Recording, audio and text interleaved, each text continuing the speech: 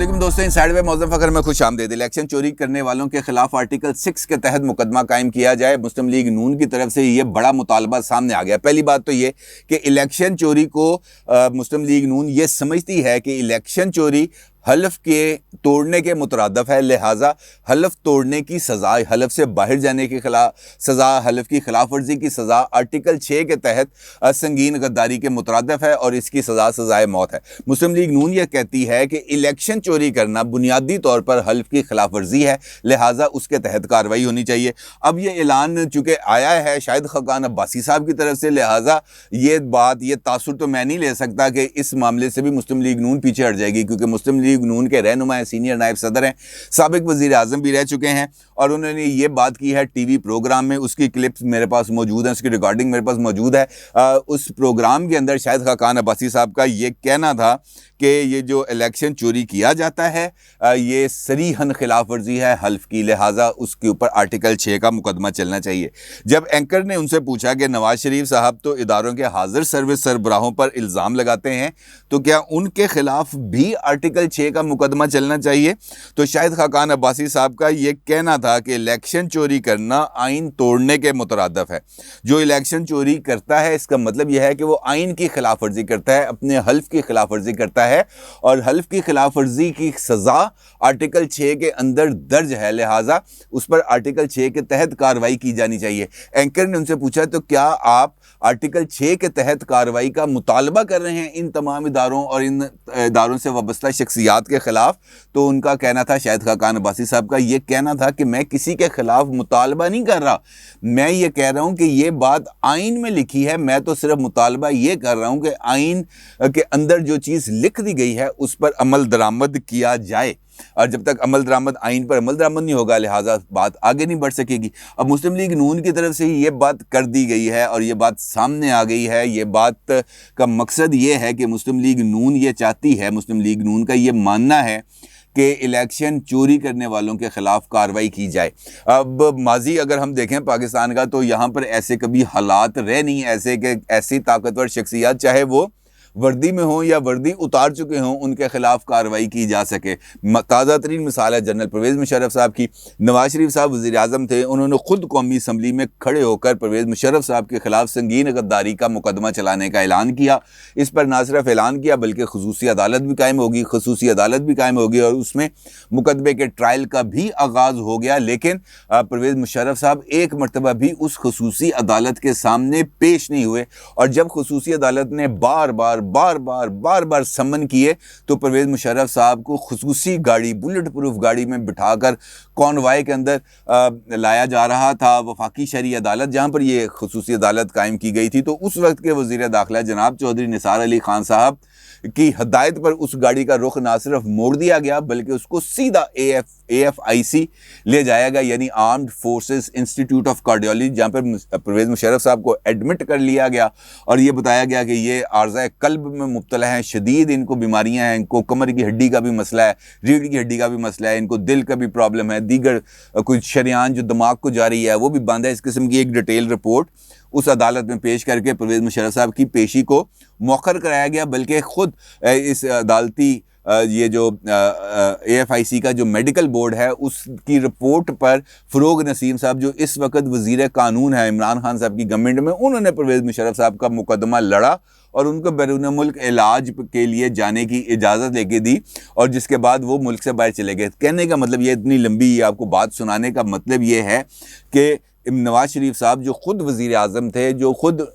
پرویز مشرف صاحب کے 12 اکتوبر کے اقدامات کے ڈسے ہوئے تھے، وہ اپنے اقتدار، اپنی طاقت، اپنے اختیار کے باوجود پرویز مشرف صاحب کو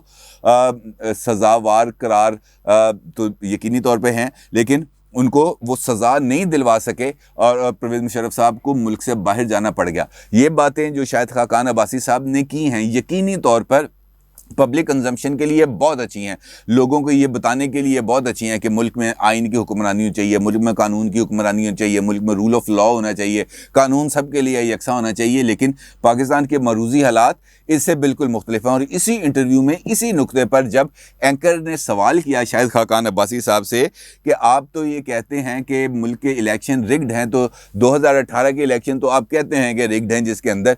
عمران خان صاحب آئے تھے اقتدار میں، تو 2013 کا الیکشن جس میں نواز شریف صاحب آئے تھے اقتدار میں، تو کیا وہ الیکشن بھی رگڈ تھے؟ تو شاہد خاقان عباسی صاحب نے کہا کہ ہاں جی بالکل وہ الیکشن بھی رگڈ تھے، بلکہ نہ صرف 2013 کے الیکشن رگڈ تھے، بلکہ اب سے لے کر 1985 تک ہونے والے تمام انتخابات میں دھاندلی کی گئی، بلکہ 1985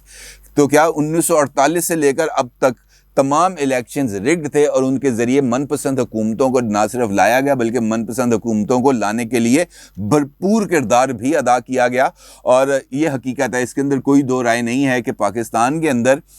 حکومت الیکشن صرف اس دن کا نہیں ہوتا جس دن ووٹ ڈالے جاتے ہیں. الیکشن اس وقت سے شروع ہو جاتا ہے جب انتخابی دنگل سجنے کی تیاریاں شروع کی جاتی ہیں، اور اس دوران بھی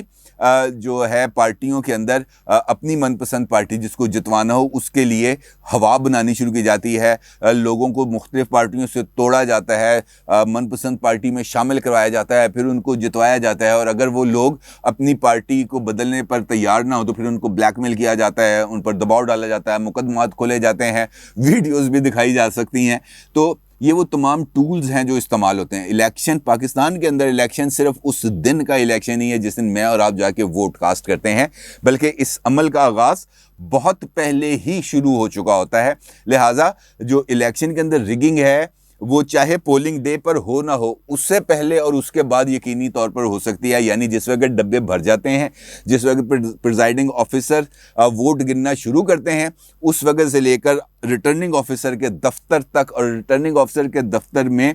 جو حتمی نتیجے کی اناؤنسمنٹ تک کسی وقت بھی کچھ بھی ہو سکتا ہے. آپ کو یاد ہے کہ پچھلے الیکشنز میں RTS کے نام کا بڑا شور مچا تھا کہ جناب ایسا سسٹم الیکشن کمیشن کہتا تھا ہم نے بنا لیا ہے جس کے ذریعے فوری رزلٹس ٹرانسفر ہوں گے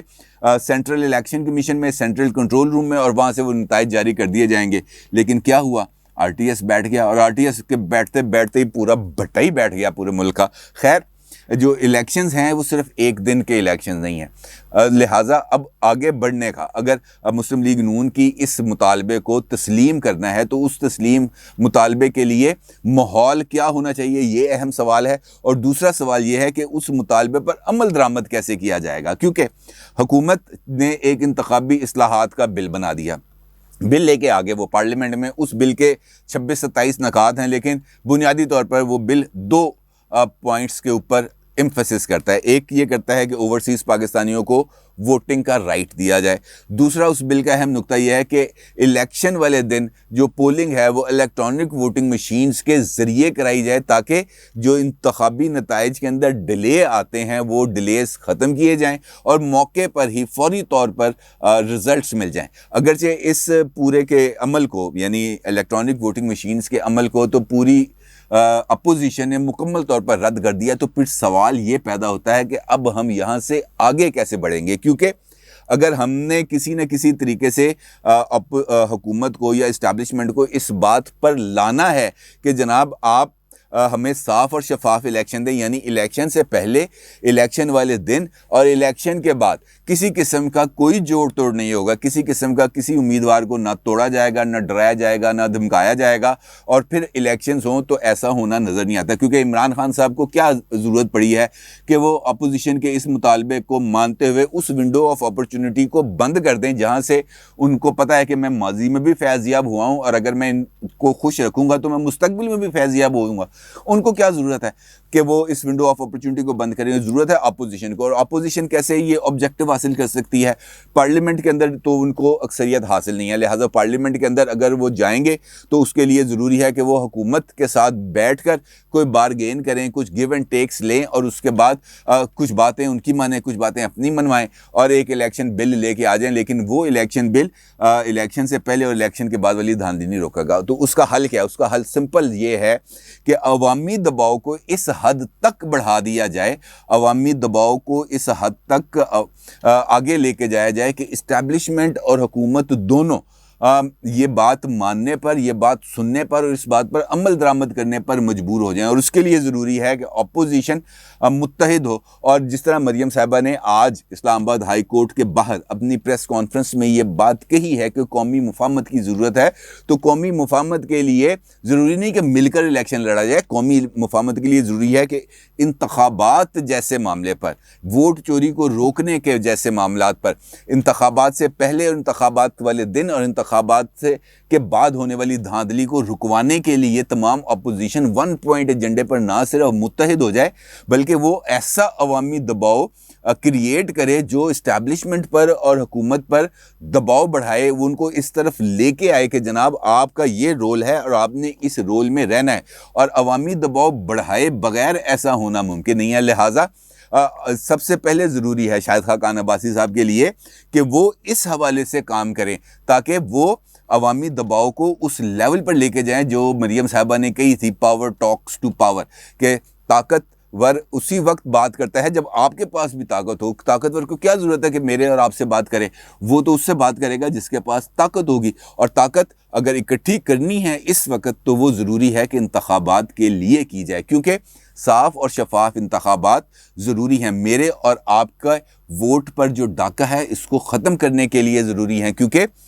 جو پوری دنیا میں جمہوریت کی بنیادی اساس ہے عوام کی حق حکمرانی، اور عوام کی حق حکمرانی کو صرف اس صورت میں یقینی بنایا جا سکتا ہے جب عوام کو آزادانہ طور پر، منصفانہ طور پر اپنی رائے دہی کے حق کو استعمال کرنے کی اجازت دی جائے، پھر چاہے وہ جماعت اقتدار میں آ جائے، وہ شخص اقتدار میں آ جائے جس کو کوئی پسند نہ کرے، لیکن اگر لوگوں کی اکثریت اس کے ساتھ ہے تو پھر